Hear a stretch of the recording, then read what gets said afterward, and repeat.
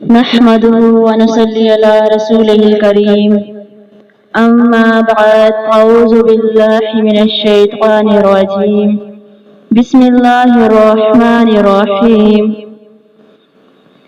كان أخوان على أحد النبي صلى الله عليه وسلم فكان أحدهما يعدي النبي صلى الله عليه وسلم والآخر يحترف فشق المحترف أخاه إلى النبي صلى الله عليه وسلم فقال يا رسول الله أخي لا يعنني بشيء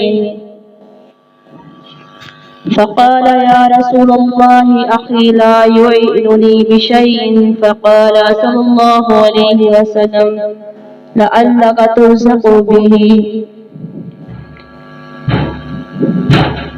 نبی رحمت صلی اللہ علیہ وسلم نبی علیہ السلام کے زمانے میں دو بھائی تھے. ان میں سے ایک نبی صلی اللہ علیہ وسلم کے پاس علم سیکھنے آتا تھا اور دوسرا کام کاج کرتا تھا. کام کرنے والے شخص نے علم سیکھنے والے بھائی کی رسول اللہ صلی اللہ علیہ وسلم سے شکایت لگائی اور کہا اللہ کے رسول یہ میرا بھائی میرے ساتھ مالی معاملات میں کوئی تعاون نہیں کرتا. آپ علیہ السلام نے فرمایا شاید کہ تجھے اسی ہی وجہ سے رزق مل رہا ہو. سامعین کرام اس حدیث سے آپ اندازہ لگائیں کہ اللہ تعالیٰ دین پڑھنے اور پڑھانے سے کام کاج اور کاروبار میں کیسی برکتیں ڈالتا ہے. اللہ اکبر.